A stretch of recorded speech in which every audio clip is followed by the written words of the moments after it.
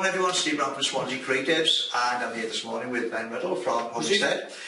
We've been creating a series of videos here trying to get people to understand what Homestead does and how it helps people out in the community, working with people in their homes, etc. And one of the things I noticed you do, you talk about, is meal preparation. So, but I'm sorry, I can do meal preparation. I can go straight down to Asda or any of the other stores, get a meal, shove it in a microwave, press a button, and 1 minute later say, there you are, mum or dad, whatever, it's done. So what do you mean by meal preparation? Well, I'm sure if you ask mum or dad, would they rather a lovely warm meal, hot meal that you've just prepared for them, or a ping meal, I'm sure they would choose a lovely warm one. I mean, there are some fantastic ready meals out there, there's no doubt about it, but you wouldn't want that every day. No. It's like everything in life, you want variety. Yeah. I think that majority of the clients that we look after are elderly with dementia. They come from an era where it's all about preparing, cooked, proper, wholesome food. That's what they like. I can give you an example of a lady that we used to go and look after over in West Cross. Okay. She asked us to come in. We used to go in every single day and prepare food for her. I mean, some of the stuff we used to cook for her, it's like lemon sole and mange tout and lemon butter sauce and things, But that's what she wanted, and she was unable to do it herself for a couple of health reasons. Okay. But that was her choice. Yeah. That was what she loved, and so that's what we went and did. So, do you actually, when you're talking about this meal preparation service and all that? So do you actually are you asking the people what they want? How do you actually provide the skills? Because I'm sorry, I might be passionate enough to be able to want to go out and be a caregiver, and look after people with dementia, etc. It's like I have a passion for it. Does it mean I'm a good cook? So how does that work? Okay. Again, give you a story, wonderful story. Gentleman over in Tico, partially sighted, in fact, registered blind.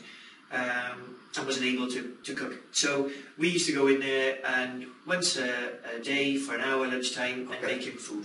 Okay.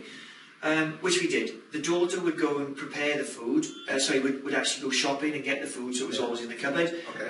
And then we would, when we turned up, because we were there for an hour, when we turned up there would be a list. So Monday would be, whatever, burger and chips. Tuesday would be fish finger, whatever it was, and a lovely balanced diet. So we would turn up. And so the daughter actually obviously cares enough to actually make sure Dad's got the right thing. Did all that, no problem at all. It's all sat there. But one day, one of the caregiver was chatting to the client, and basically said, "Oh, today we've got curry and rice." Yeah. And the client was like, my daughter buys me curry and rice all the time. I don't actually really like it that much. Right. So can we have something else today? And we can change that around. But because of that conversation, what happened then is that we took the gentleman out to the shops to buy his own food. Okay. Yeah. So rather than the daughter was not having to do it, but more importantly, when the guy went out to the shops, he was getting all the smells in the bakery department. Yeah. He was getting all the smells of the fish counter, or the cold meats, or and all this. So he was actually getting an engaging experience by going. Yeah. He was getting to choose what he wanted. Yeah. Obviously, the caregiver was telling him what aisles we were in and what things are there. So that in itself was a fantastic experience. And then when we took those things home, he was actually felt far more involved and in control of what he's actually eating. Right. Which is what everybody wants. You want to control your own life. Oh yeah, you do. And he was a really interesting fella as well. We've got other clients that we've had in the past that have come up with some weird and wonderful sort of things that they want cooked. So, like you said earlier on, well, I'm not a very good cook, so what am I going to do? Yeah. Well, if we had a client who specifically wants someone to cook for him, then obviously we would put a caregiver in there who's got those cooking experiences. Okay.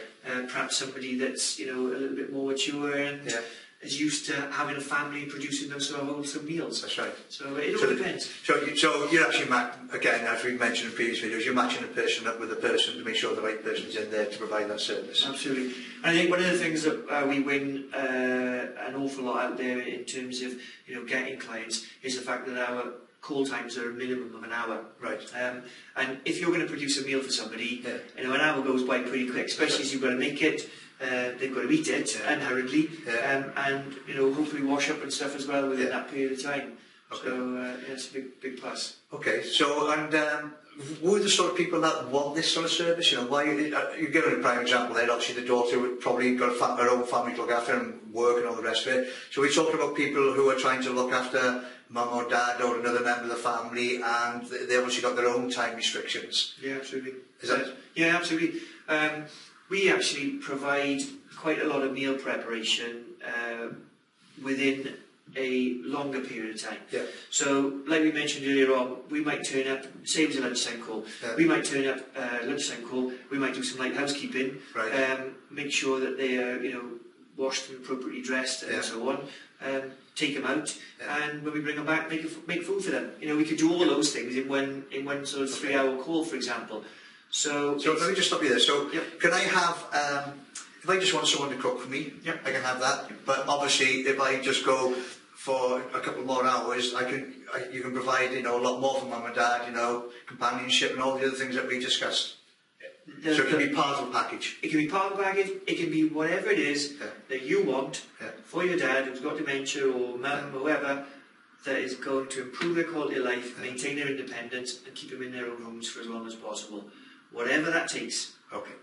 So, guys, this has been Steve Brown from Swansea Creatives. I've been here this morning with Ben from Homestead. We've just been talking here about, you know, meal preparations, but it can also be part of a bigger package. And if you want to know more, just simply go to the website that's below this video, or you can ring Ben or a member of his team on the telephone number that's shown below this video, and we'll see you all in the next video. Goodbye.